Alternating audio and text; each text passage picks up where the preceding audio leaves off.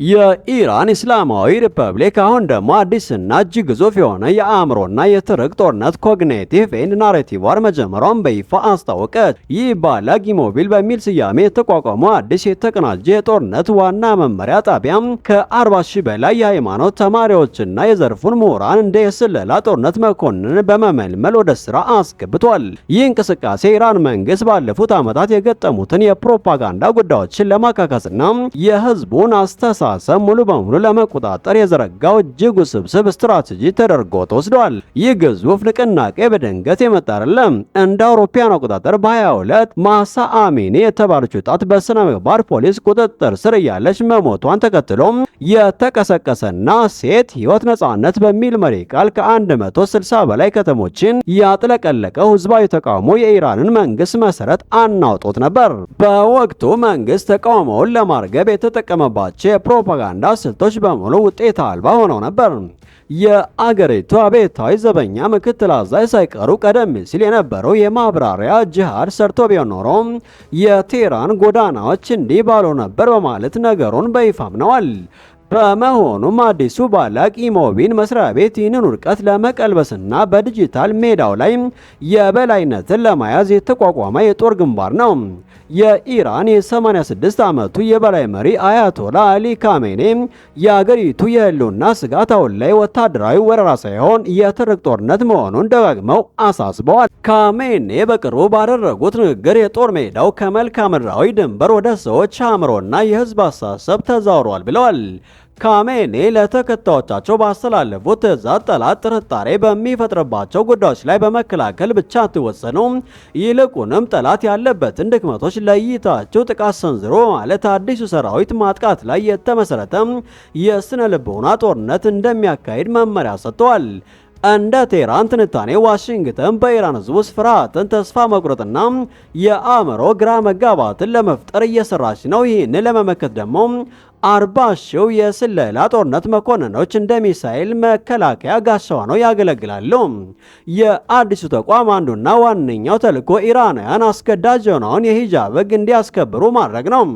የባላግ ኢሞቢል ኃላፊ ሁሴን ፋራ እንደተናገሩት ሂጃብ አለመልበስ እንዲሁ ተራ የባህል ጉዳይ ሳይሆን የውጭ ስለላ ድርጅቶች እስላማዊ ሪፐብሊክን ለማዳከም የሚጠቀሙበት የተቀናጀ ደህንነትና የኢንተለጀንስ እቅድ አካል ነው ብለዋል።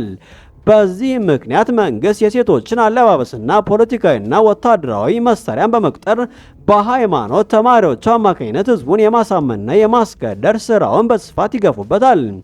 ኢራን ይህንን ጦርነት የምታካሂደው በባህል ስብከት ብቻ አይደለም።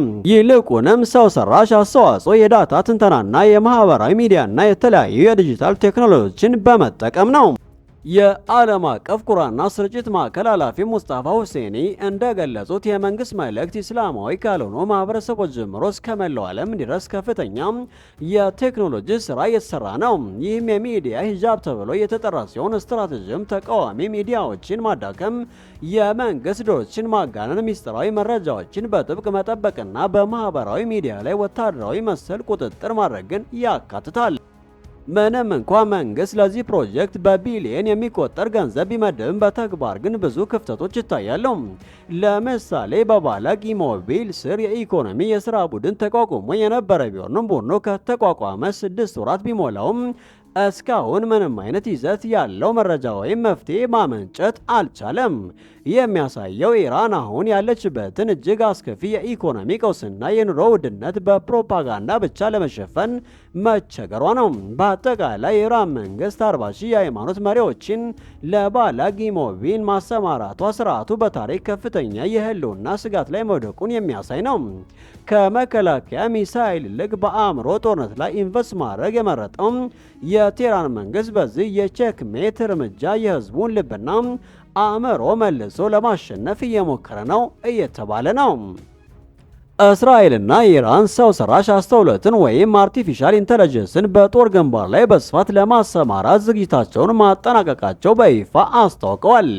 የሀያላን ሀገራትን ትኩረት በሳበው በዚህ እንቅስቃሴ እስራኤል ስዋርም ጋርድ ተብሎ የሚጠራውና በመንጋ የሚመጡ ድሮኖችን ለመመከት የሚያስችል እጅግ ዘመናዊ የቴክኖሎጂ መከላከያ ስርዓት ወደ ስራ እንደምታስገባ ገልጻለች። እስራኤል ኤሮስፔስ ኢንዱስትሪ የተባለው ታዋቂ ኩባንያ ያመረተው ይህ ስዋርም ጋርድ የተሰኘ ስርዓት ሰው ሰራሽ አስተውሎትን ከራዳር ከኤሌክትሮ ኦፕቲካል ሴንሰሮችና ከኤሌክትሮኒክስ የጦር ስልቶች ጋር በማቀናጀት ማንኛውም አይነት የድሮን ጥቃት በቅጽበት የመለየት የመከታተልና የማክሸፍ አቅም ያለው መሆኑ ተረጋግጧል። በተለይም በከፍተኛ ፍጥነትና በብዛት የሚመጡ የድሮን መንጋዎችን በመለየት ረገድ ስርዓቱም በሰኮንዶች ውስጥ ውሳኔ የሚያሳልፍ ሲሆን ኤአይ ቴክኖሎጂው ያሉትን የጥቃት ስጋቶች ከመተንተን ባለፈ ተገቢውን የመከላከያ እርምጃ ለአዛዦች እንደሚያቀርብ ተገልጿል። ሆኖም ግን የሞራልና የደህንነት ጥያቄዎችን ግምት ውስጥ በማስገባት የመጨረሻውን የጥቃት ወይም የተኩስ ውሳኔ የሚወስነው የሰው ኦፕሬተር እንደሆነ ተደርጎም መዋቅሩን የእስራኤል መገናኛ ብዙሃን በስፋት ዘግበውታል። የእስራኤል የኤአይ መከላከያ ስርዓት በዋናነት በግብፅና በዮርዳኖስ አዋሳኝ ድንበሮች ላይ እንደሚሰማራ የታቀደ ሲሆን አስፈላጊ ሆኖ ከተገኘ በደቡብ ሊባኖስ አቅራቢያ ሊቆም እንደሚችል ጠቁሟል። ይህ ድንገተኛ የቴክኖሎጂ ዝርጋታ የተፈለገበት ዋነኛ ምክንያት ከጋዛ ጦርነት በኋላ እስራኤል በፊላዴልፊ ኮሪደር ላይ በጋዛ ዙሪያ የጣለችው ጠንካራ ቁጥጥር ባህላዊ የኮንትሮባንድ መንገዶችን በመዝጋቱ በምላሹ ድንበር ተሻጋሪ የጦር መሳሪያና የዕፅ ዝውውር ቡድኖችን አማካይነት በከፍተኛ ሁኔታ መጨመሩ እንደሆነ ተናግሯል። ስርዓቱ መቼ ስራ እንደሚጀምርና ምን ያህል መሳሪያዎች እንደሚሰማሩ እስራኤል በሚስጥር የያዘችው ቢሆንም የድንበር ጥበቃዋን ወደ ዲጂታል ጦርነት ቀጠና እየለወጠችው መሆኑ ግልጽ ማሳያ ሆኗል። በሌላ በኩል ኢራን በዚህ የቴክኖሎጂ ፉክክር ወደ ኋላ ላለመቅረት የኤአይን አጠቃቀም በከፍተኛ ፍጥነት እያሳደገች መሆኗን በይፋ አረጋገጠች። የኢራን የምድር ጦር አዛዥ ብርጋዴር ጀነራል አሪም ጃሃንሻሂ ለሀገሪቱ የመገናኛ ብዙሃን እንደገለጹት የኢራን ጦር ኃይል ክፍሎች በሙሉ በኤአይ ቴክኖሎጂና በላቁ የዲጂታል መሳሪያዎች እንዲታጠቁ ሰፊ ስራ እየተሰራ ነው። የኢራን ይህንን እርምጃ የወሰደችው ሀገሪቱን ከውጭ የሚሰነዘርባት ማንኛውም አይነት ወታደራዊ ጥቃት ለመከላከልና የጦር ኃይሏን ዘመናዊ ለማድረግ እንደሆነ ገልጻለች። ምንም እንኳ የኢራን ባለስልጣናት ስለ ቴክኖሎጂው ዝርዝር መረጃ ስለሚሰማሩበት ቦታ ወይም ስለ ስርዓቱ የቴክኒክ አቅም ግልጽ መረጃ ከመስጠት ቢቆጠቡም የኤአይ ቴክኖሎጂን በጦርነት ውስጥ ማካተት የኢራን ቀጣይ ስትራቴጂያዊ ግብ መሆኑ ግን አስምረውበታል።